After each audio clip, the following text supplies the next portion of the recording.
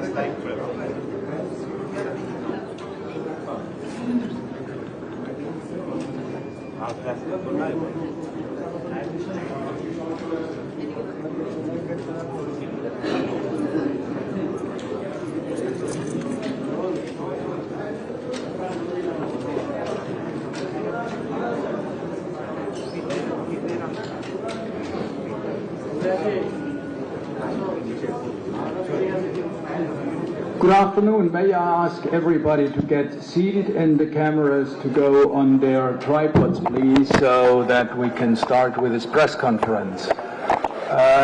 While the cameras sort out their final location, I would like to make one announcement. Since the EU election observation mission is, at the end of the day, a European Union entity, we have to adhere to European regulations and laws, and that includes protection of privacy. So we are live streaming this event on Facebook. Photographs are being taken, and the material might be used for any publications within the European sphere. So if you do not want to be on a photograph, I kindly ask you to find a seat on the from my side on the right-hand side in the back. That's where you have kind of a dead corner. Thank you very much.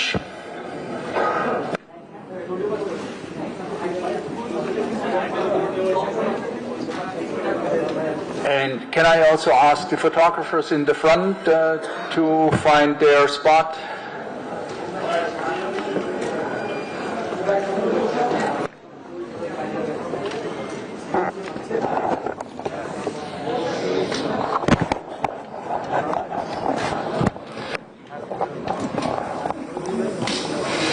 Good afternoon, and thank you very much for attending this press conference of the European Union at the occasion of the presentation of our preliminary statement. Allow me to introduce our head table. We have here in the middle our Chief Observer Ivars Ijabs. Next to me is Mr. Tomáš Zdechovský, and on the far end we have our Deputy Chief Observer in Thalassa. And I pass now the floor to our Chief Observer. Yes, thank you very much, Eberhard. Good afternoon, Excellencies, my fellow MEPs, ladies and gentlemen, esteemed members of the press.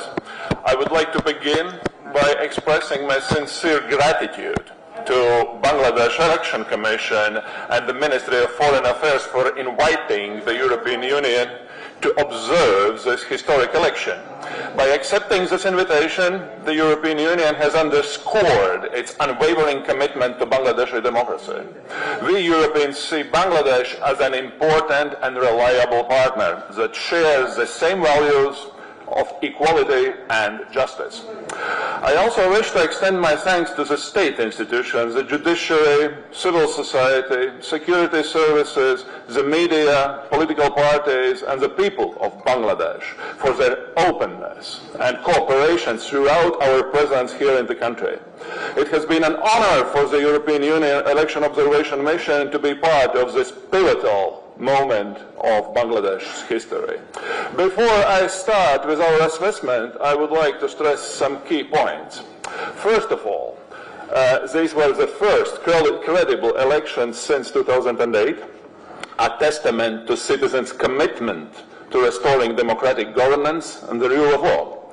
This is renewed momentum, and it paves the way for the next phase of reform.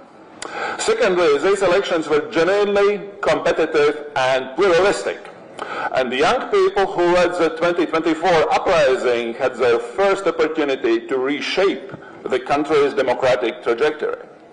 Thirdly, the professionalism and resolve of the Election Commission of the Bangladesh Election Commission has to be acknowledged. The Commission worked independently and transparently, while the commitment of election officials to uphold democratic standards has set a new benchmark for future elections in Bangladesh. However, disinformation, the ever-present fear of mob violence, and the strikingly narrow political space given to the women harmed the democratic process. I trust that the newly elected leaders will have the strengths required to make women's choices heard in the political arena. Ladies and gentlemen, now a few words about the EU election observation mission. Our mission started at the end of December. In mid-January, we deployed already our 56 long-term observers to all 64 administrative districts of Bangladesh. For election day, our mission has reinforced with 90 short-term observers arriving from Europe and Canada, and 35 locally recruited diplomats from EU member states and partner countries. A delegation of members of the European Parliament further broadens our scope of observation. At full force, there were more than 200 EU observers from all EU member states, as well as from Canada, Norway, and Switzerland. On election day, EU observers visited 1,805 polling centers all across the country, in cities, towns, and villages. After the polls were closed, our teams observed the ballot counting, and late at night on the 12th of February, all were present at the tabulation of the results.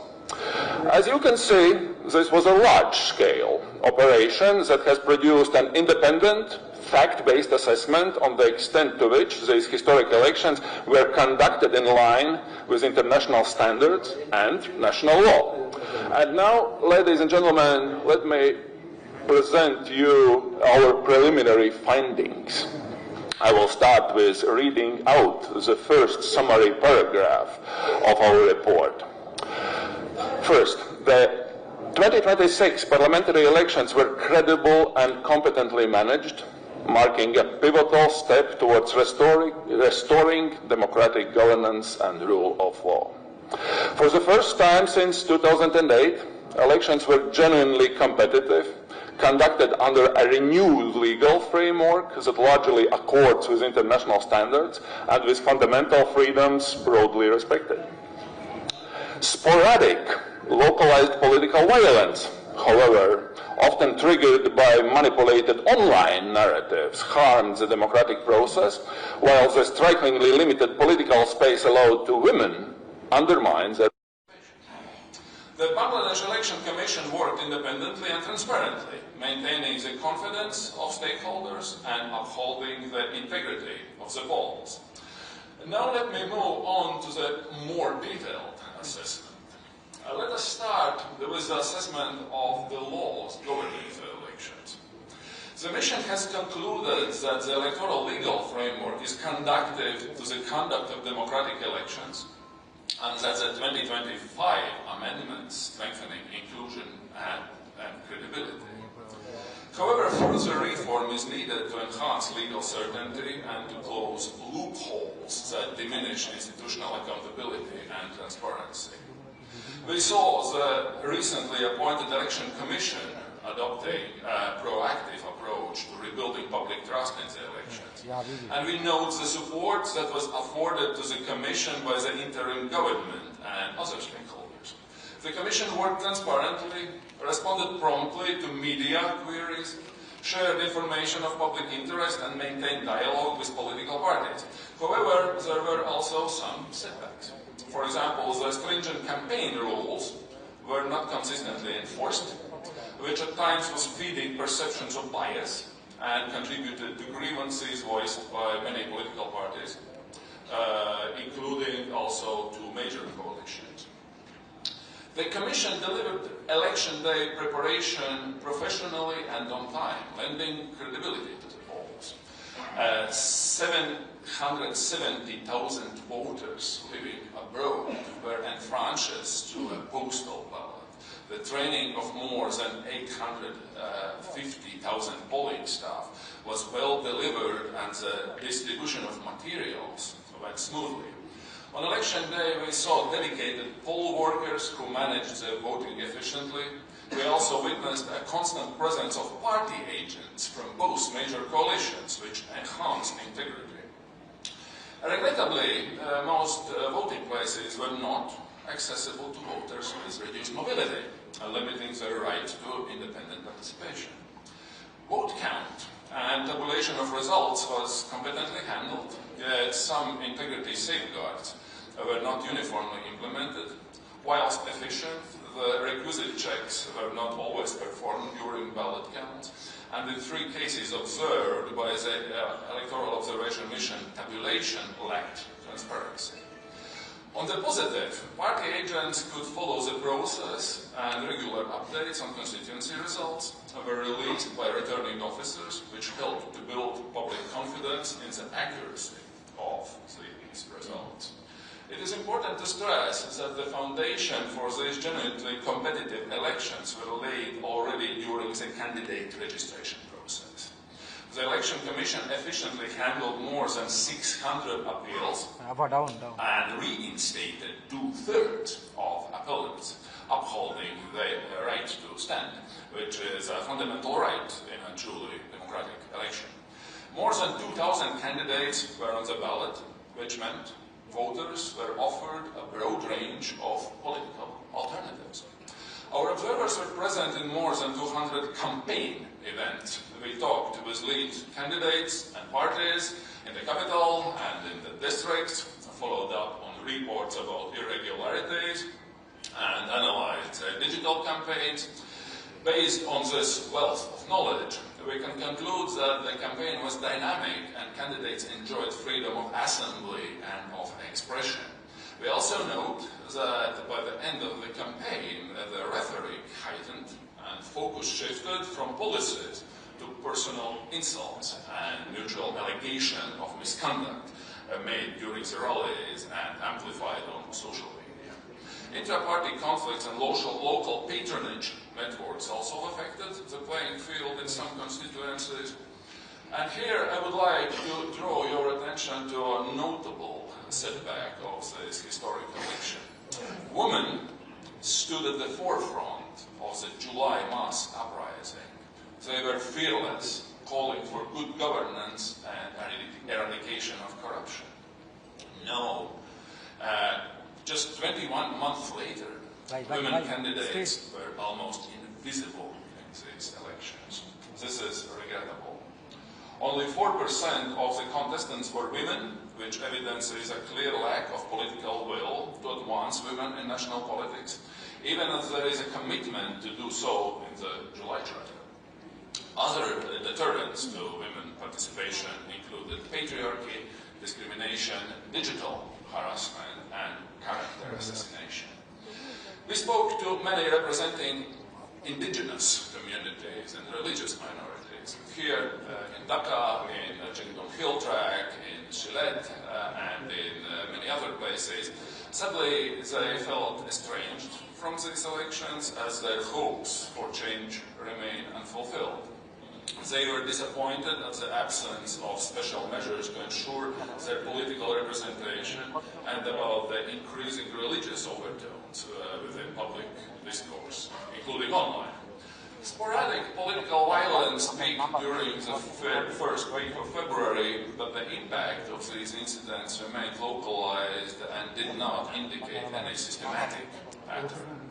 The EUM, our Electoral Observation Mission, received reports at least 56 campaign-related incidents involving physical violence, resulting in at least 200 casualties in 27 districts. Episodes of intimidation and harassment of campaigners, particularly women, and attacks on property were also reported to us. And let me stress here, even if those accidents were localized, any type of violence, be it physical or digital, has no place in democratic elections. Our condolences go to the families of all the victims. The online campaign for the 55.6 million strong youth vote was fierce, leaving little space for respectful political debate. Our social media monitoring unit identified at least 23 viral disinformation incidents with manipulative content reaching at least 1 million views each within 24 hours. Influencers and deceptive media accounts were the prime vector of disinformation on Facebook and on TikTok. Some of them were from outside Bangladesh, but the majority originated in Bangladesh. It was encouraging to see how national fact-checking countered those narratives. However, the social media platforms were too slow to respond. Our media monitoring noted that several private media outlets made efforts to offer a balanced coverage of elections, and there were talk shows with candidates in several constituencies. It was a positive practice that helped voters to make a really informed choice. However, the media reform process has been lacking, and news outlets still are vulnerable to pressures that foster self-censorship and reduce the space for analytical reporting. Our assessment of this historic election would be incomplete without acknowledging the importance of civil society. Many grassroots and national organizations made commendable efforts to restore public trust in the electoral process. 81 citizen observer groups were accredited to monitor the polls, adding to transparency. Young activists engaged in nationwide voter education activities aimed to close digital literacy gaps and advocated enhanced respect for human rights. Their voices are giving confidence in the democratic development. Ladies and gentlemen, in conclusion, Bangladesh has made a pivotal step to restore public trust in democratic elections and good governance. However, there is still room and more work needed for refining this process. The newly elected parliament will have an important task in the months to come to meet voters' expectations and to continue with advancing the reform agenda. It is also time to abandon the old practices of excluding women from political arena or to solve political disputes with fists and not with ideas. Such practices no longer reflect the maturity of Bangladesh democracy. The new leadership of the country now has a unique opportunity to chart a new course, one that promotes independent institutions, respect for human rights and accountability. Bangladesh is now very well suited to set an example and ensure that the democratic process serves all its people. Our mission will contribute to observe the post-election environment. I will continue to observe our post-election environment. We will publish a final report, including recommendations for future elections in the coming months. So let me conclude by saying that we really appreciate the calm and the responsive way how political leaders have approached this post-election situations. And once again, thank you for your warm hospitality and for your collaboration. Thank you very much.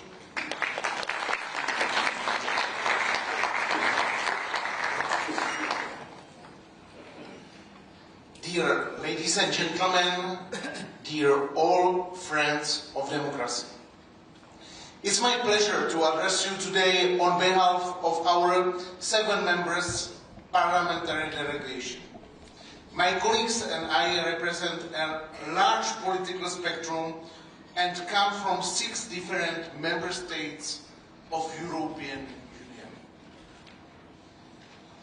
We wish to express our gratitude to the Bangladeshi authorities for having invited us to observe this election. Equally, we warmly thank the people of this country for having made us feel so welcome during our time here. First, I want to express our full endorsement to the finding present today by my colleague, the Chief Observer Ivars Ijabs.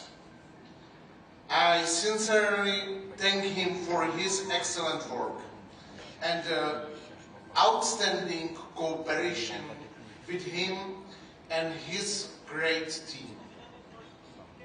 During the past few days, we met with state authorities, including Chief Advisor Professor Yunus, the Election Commission, political party representatives, civil society organization, and also the media representatives.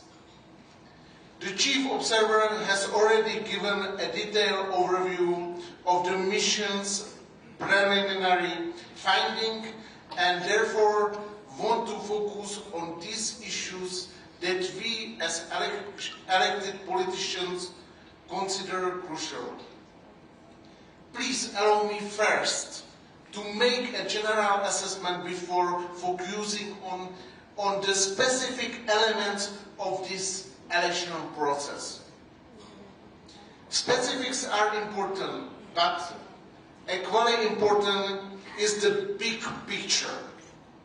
This was a credible vote which rekindled democracy in Bangladesh and gave citizens their elections rights back. This is a remarkable achievement. According to our interlocutors, the electoral campaign was largely peaceful. In the weeks leading to 12th of February, however, the country saw some election-related violence, included partisan tension, which led to loss of lives. As European Parliament election observation delegation around the world have repeatedly said, even one loss of life is one too many. On the basis of what we have seen during the past days, the exercise of the freedoms of expression, association, assembly, and media was respected. In the course of our meetings, we heard that the Election Commission managed the election preparation efficiently and professionally and in accordance with the legal framework, which was reformed following the July 2024 uprising. Without the students' uprising, there would have been no election on Thursday. Bangladesh and we all are in debt to the brave young men and women also who took the streets with so many even paying to ultimate price. Their generation needs to be at the table when the decision about the future of the country are taken. According to our observation, the Electoral Commission acted in a non-partisan, independent manner. Moreover, it stood ready to resolve any matters which were brought to its attention. The country is also right to be proud for having extended postal voting system to its citizens abroad. According to our interlocutors, the voters and candidate registration process were largely inclusive. Regrettably, female parliamentary candidates constitute just under 4% of all registered candidates. Despite women being 51% of the country's population, women were largely missing in the campaign process for many reasons, including threats and harassment. It's clear that much needs to be done to ensure a strong participation and representation of women in the country's political sphere. According to representatives of several civil society organizations with whom we spoke, this election were subject to campaign finance rules, which were weakly enforced. This had some negative impact on equity in the campaign. Concerning the electoral dispute resolution, our interlocutors expressed confidence in the independence and fairness of the judiciary. Turning to election day, 3 European Parliament teams observed in Dhaka Central, in Dhaka South, and Padma Bridge area, and Dhammanrai and surrounding area. The polling booths which we observed were mostly well organized and transparent, and the atmosphere on election day was peaceful in those places. Despite the considerable logistical challenges linked to the vast population of the country, the staff of the polling station did their best of ensure the smooth implementation of the procedure. They deserve our sincere thanks and congratulations. Nevertheless, we also observe that the closing and counting procedure were relatively slow and cumbersome. Above all, I would like to express our administration for the civic spirit and enthusiasm shown by people of Bangladesh who demonstrated their commitment to democracy. We sensed their pride in deciding on future in their country. I want to turn now to the post-electoral period. First of all democratic politicians, my colleagues, I call on political leaders of the country to ensure that their supporters shall refrain from violent acts. Any dispute regarding the electoral process should be addressed peacefully according to the established legal procedure.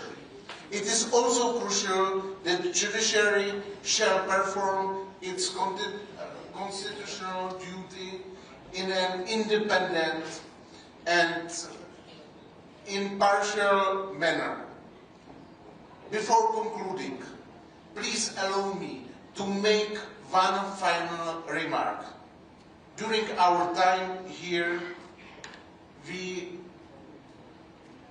witnessed the considerable progress which Bangladesh has made in the past 2 years, both in the terms of governance and the management of the economy, for which we congratulate the interim government.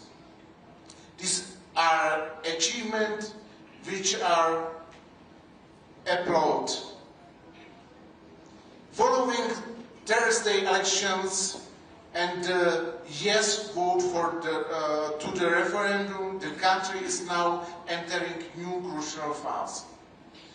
We urge the new parliament and government backed by all other state institutions to ensure that the approved reforms shall be implemented, but also to demonstrate the political will to ensure that all citizens of this country, independently of their religion and ethnicity, feel protected and included.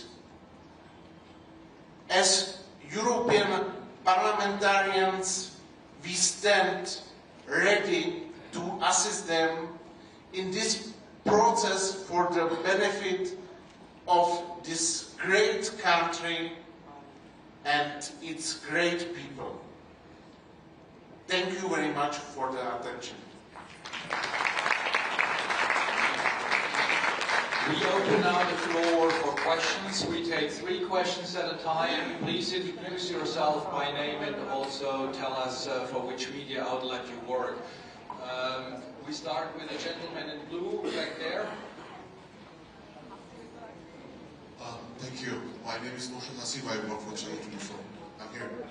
Yeah. So it's really interesting because for the last few years we've been hearing our election was not credible. The things we were saying, it's really causing pain in my stomach because it seems our elections is quite acceptable.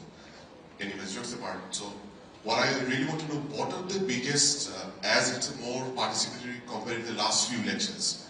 So was there any place that was really concerning and that can be rearranged or sort of redesigned for the next election as an example?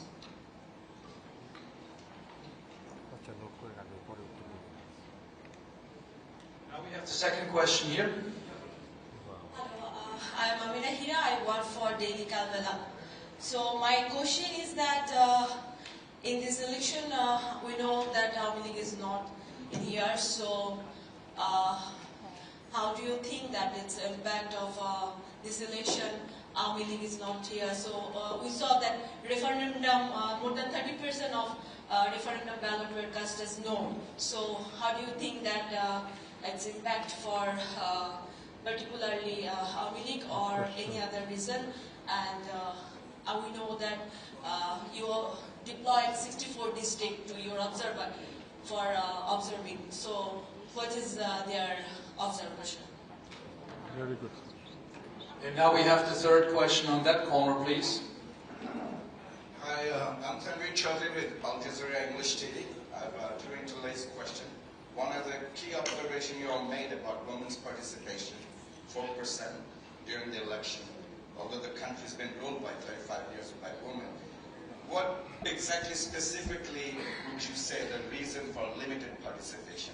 Was there some sort of limitation from the system or the governance process or the institution itself? My second question is, one of the 2 largest parties, which is the Awami League, was conspicuously absent in this election. And they have a loyalist supporter at least between 18 to 20%. Would you make a comment on that, if you don't mind? Yes, thank you very much for all those relevant questions. As for the first question about what could be rearranged and what could be redesigned, I think that the women's participation is probably the issue that is of the greatest concern, according to our observers. As for the very understanding of why is this important, democracy, this is really about civic equality, when each and every Bangladeshi citizen can participate both as a voter and as a candidate, and of course in campaigning and so on and so forth. And if we see here this balance, this is basically hurting the decision-making of the Bangladeshi people themselves, and in that sense I would just call the Bangladeshi authorities to implement what they have already agreed to do. Bangladesh is a part of the so-called Women's Convention, and which implies that the participation of women has to be enhanced and fostered. So we would just expect that these obligations are fulfilled. The question which was also asked by two of you, the question about the exclusion of a certain political party from this political process, let me formulate it like that. We are here to observe the elections. What we are interested in is the process of the elections. Transitional justice is an extremely painful and sensitive issue in many countries, including many European countries. But of course, elections is the way to move forward. And of course, what we have observed in these elections is that they have been hugely competitive, and that the choice presented to the voters with these 2,000 candidates has been considerable. And this sense, I think, this is really a way forward for the Bangladesh democracy to go. As for what was asked by the colleague about the outcome of the referendum, I mean, but it is again, if you look at the result, one might say was I mean, this is rather a convincing majority for a yes vote, but the European Union is usually not observing any referendums, so that's why this hasn't been at the center of our observation, because this is not our mandate. We are about elections. But at the same time, of course, we have understood and taken into account this context where the referendum plays a role. I have to say that, of course, the referendum vote has really given an obligation for the newly elected parliament and newly elected government, well, which is most probably going to be elected in the nearest future, to go on with the implementation of this reform agenda. Thank you very much. Thank you, Shahaz, working with the Daily Observer. My question is to you, Mr. Ivars. Anyway, my question is very specific. I just want to know your happiness or your observation about the election day turnout, the voters' turnout. How do you feel with the turnout? Do you see any difference between the election commission has been claimed or your observation? Because there are many media, even the social medias, they have also raised the issue. Thank you so much. And my next question is to you, whether you people are going to submit any final report after the violence or anything, the post-election. Anyway, thank you so much. My name is Simon. I work in the Daily Color, one of the leading newspaper in Bangladesh. My question is that you constantly talking about the participatory election. So as we know that one of the country's major political party, Awami League, couldn't participate in this election. So in this regard, how this election can be considered as a participatory election and inclusive? Thank you. Third question, second row here. Hello, thank you. It's Ibrahim. I work for private television channel. It's Bangladesh. My question is about the turnout what actually took place in our voting. They are about 60%. So is it acceptable to you? And then another question is that you mentioned that the counting, actually voter counting was very slow. So we have witnessed that we have been working with the election commission closely, providing technical supports and other supports. So why this counting is slow? Did you observe it? Thank you very much. First of all, addressing the question about the turnout, which also relates to what was asked by the colleague on my right. Well, as for the turnout, we all know that the turnout historically has been in Bangladesh both higher and lower, and in that sense we really see, well, this particular outcome is striking the middle somehow. Well, if you take general terms, we are not looking at turnout only as a number in terms of percentage. Because you all know that in many democratic countries, for example in Europe, in most countries, including my own, the turnout is shrinking.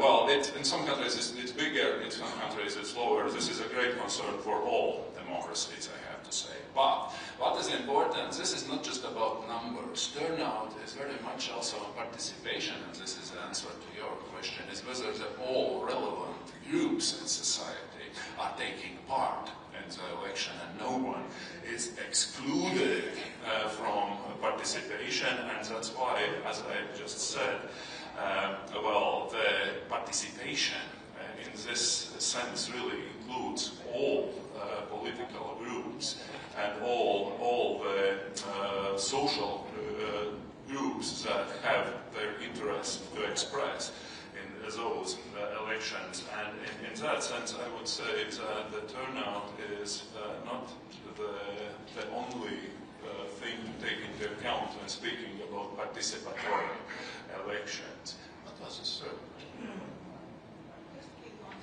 Okay. Yep. Oh, the counting of the votes. This is, of course, also of great interest to us, and we will, just as that was said in my introductory remarks, we are not leaving the country now. You will be all given, I suppose, online our preliminary report after this press conference, which would explain on many of the things that have been mentioned in my speech, but the final report is going to be presented in a 2 months' time, something like in late April, early May, when we will really gather all the implementation, all the information, when we consolidate all our findings, and this is where we come back also with recommendations for the Bangladesh authorities. Thank you very much. Hello, sir. It's Damzim Anwar. I'm from our state of New Zealand. So you have mentioned that you observed the counting process as well, and we know that the last time Jamaat led alliances alleged regarding the counting system, especially two seats in Dhaka. They alleged that there was rigging and kind of election engineering. What's your observation about that regarding the delegations? Thank you. Yes, I'm Imran. My question is related to previous my body. Is it working? Yes. Yeah, it is. It is working. We didn't see you. Okay, no problem. So yesterday, the 11-party alliance held a press briefing where they brought allegation against the election commission on the result manipulation, specifically Dhaka 18 and Dhaka 13, in this constituency, and a post-election violence against their workers and supporters. What's your observation on it? Hello, my name is Isha Dhanamki. I work for BBC News. My question is again in a voter turnout. Do you have any statistics on what percentage of minorities vote, and if do you think it's tiny? If it is tiny, so what's the reason behind it, or it's natural? Voter is coming naturally. What do you think? Well, that's right. Okay. Well, yeah, thank you. First of all, about whether we observed any signs of fraud or ballot stuffing and so on and so forth. I say you with full responsibility that there was no direct observation of fraud or ballot stuffing. Of course, we observed some irregularities taking place, but this wasn't, this is not coming up to such allegations. I think that the things you mentioned about certain polling stations and certain constituencies, I think that right now all of us should pay attention to the appeal process and whether these appeals and complaints are being handled in a legal and transparent way.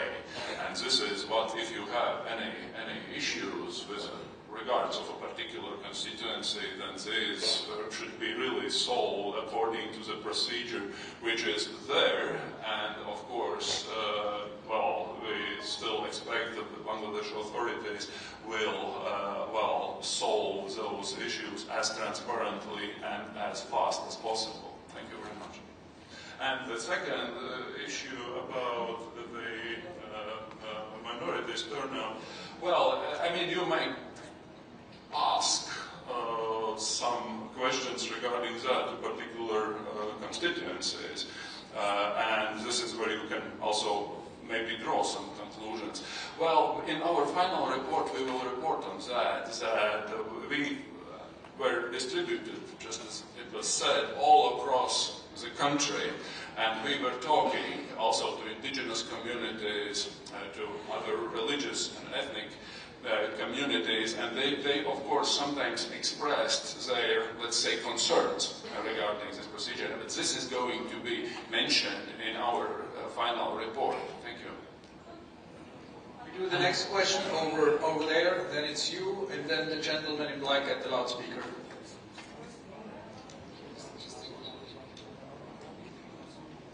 Then go to the, yeah. Excellency, thank you for the opportunity. My name is Mohsin. Over here on your right, I work for Delhi Shomukal. So you actually praised the Election Commission in your opening remark. So as a law, in the Election Commission RPO, they say any loan defaulter cannot be allowed to participate in the election. So we have seen and witnessed, I mean, there are some impartiality. I mean, the Election Commission partially gives someone to allow to participate in the election, and someone isn't allowed to participate. So my first question is, do you think it is appropriate for the Election Commission to violate that law first? And my second question is, do you think Election Commission is impartial? And my last question is did you observe any impact of absence of Awami League in this election? Thank you. Hello. On your left, Ivars. I'm Ashur Rahman from 18 News. I'm asking about the media's role, the local media's role, and the journalists' role from Bangladesh. What we are doing on our screen, on our newspaper, and on our social media side. What is your observation?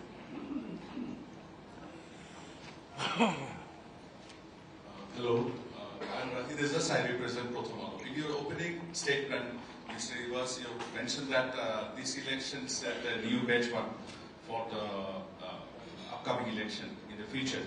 And also you mentioned about for the future government, they have to face some sort of challenge. So in the context of challenge, what do you mean? Whether you only refer to the election pledges they made during the campaign, or you put together reform and democratic transition of the country? Thank you. Well, I will just answer the first questions and then pass the floor to my dear colleague Tomáš, who will be handling this one, which is extremely important one.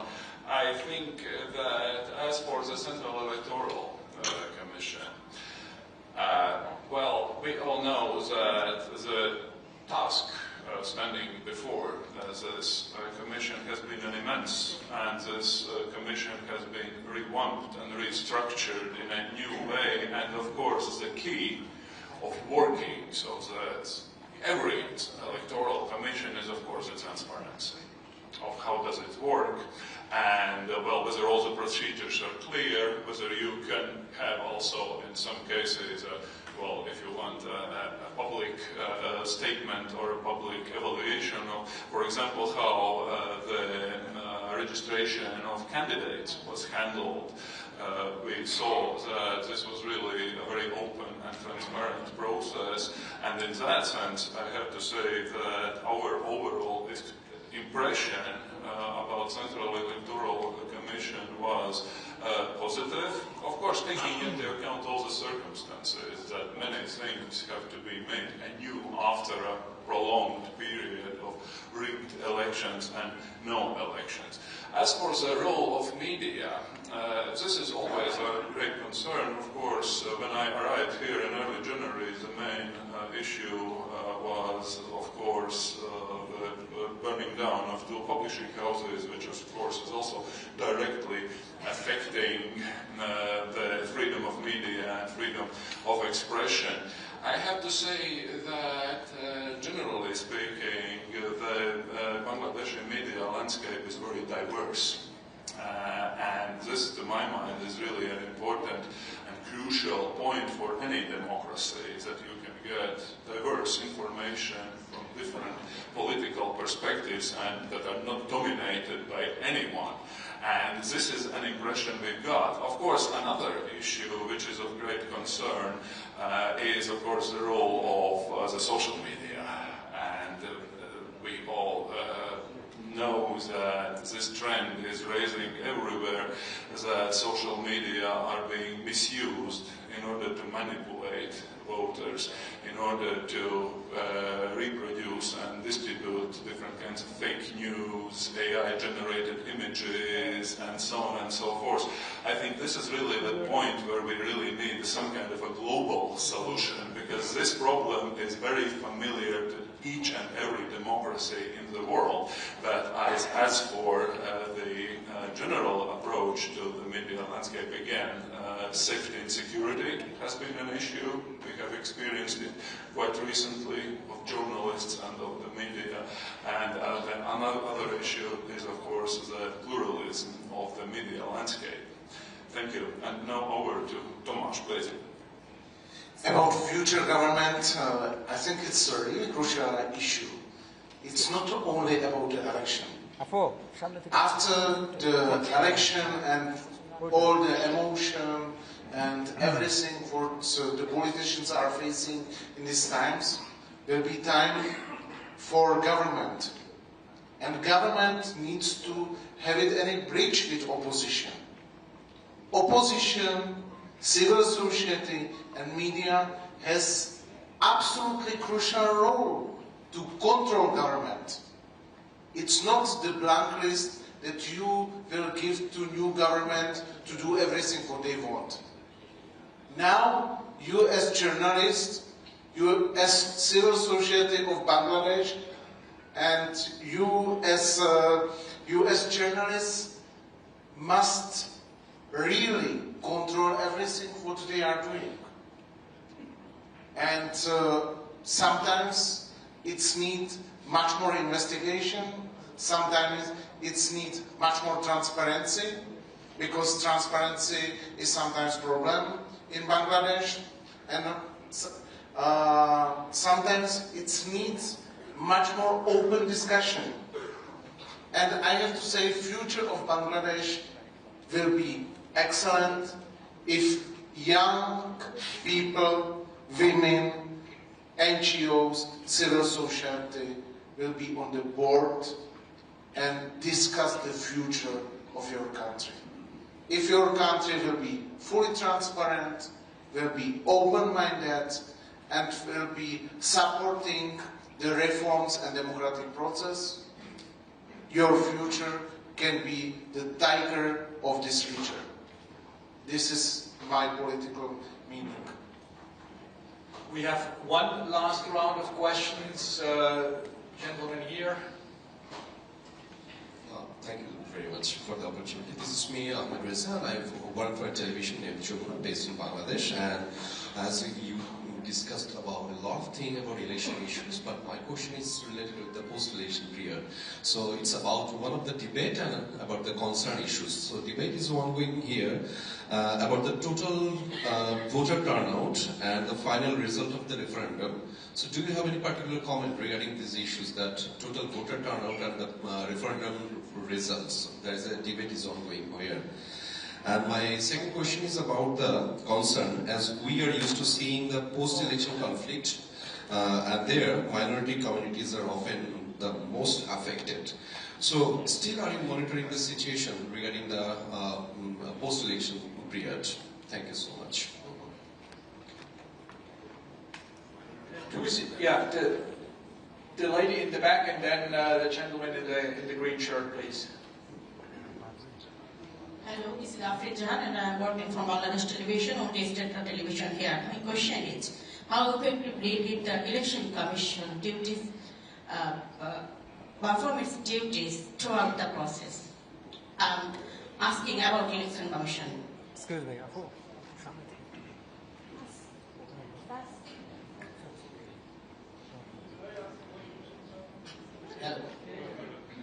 Hello, I am Azhar Liman from Akun Television. From your remarks, it is clear that you have a positive observation about this election. However, after the election, reports are coming from different parts of the country about attacks on opposition. What do you think? Will this overshadow the credibility of the election?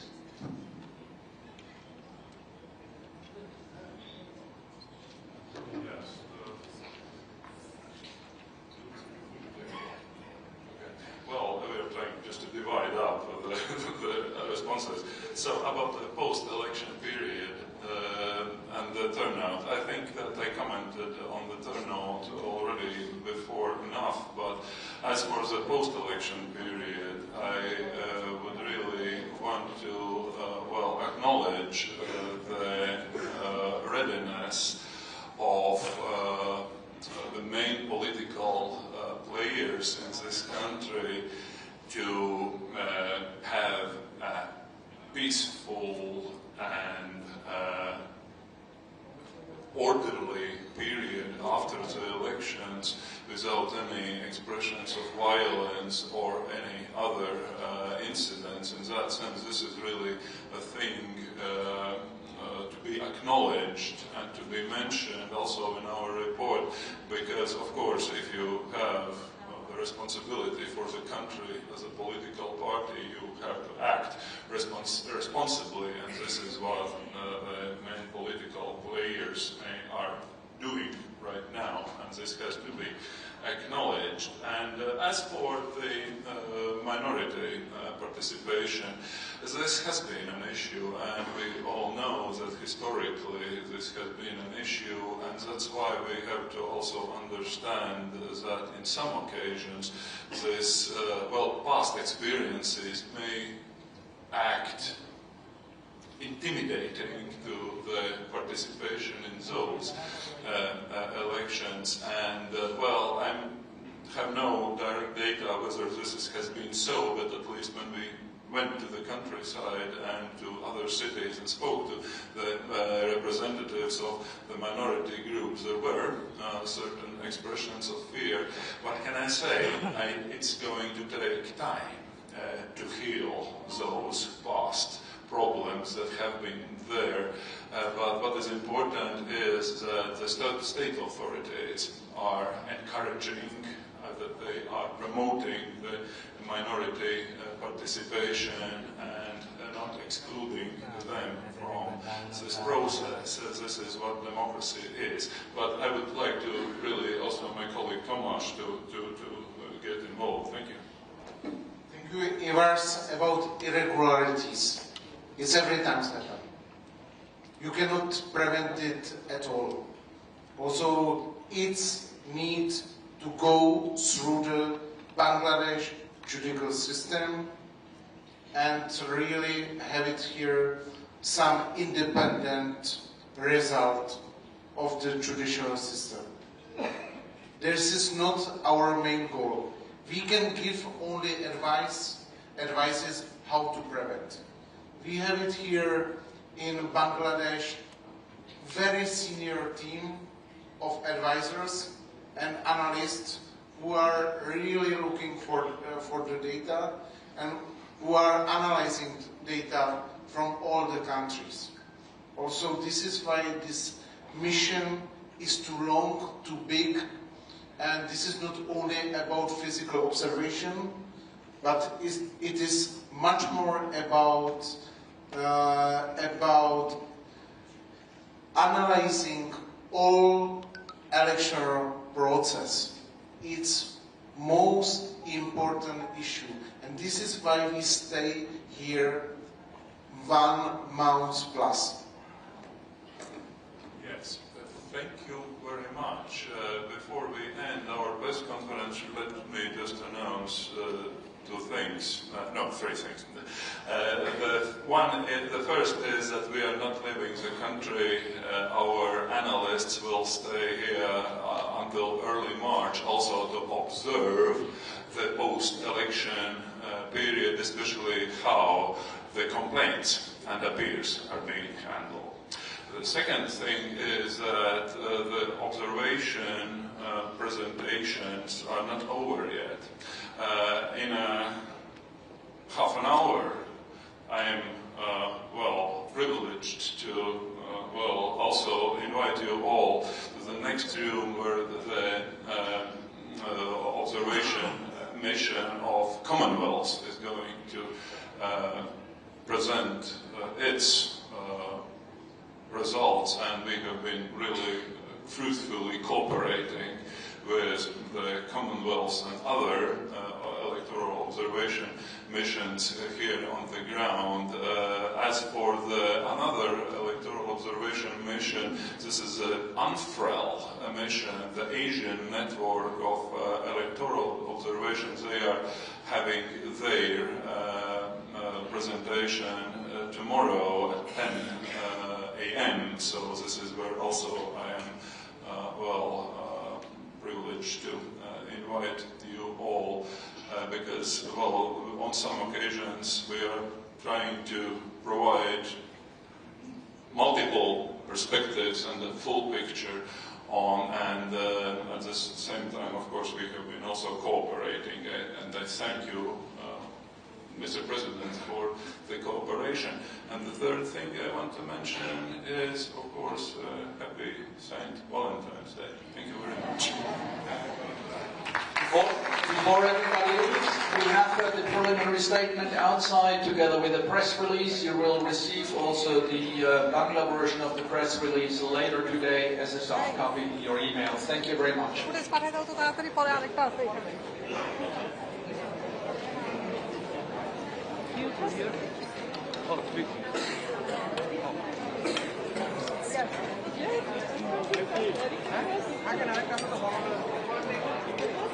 এখানে sound design করতে থেকে light থেকে box হবে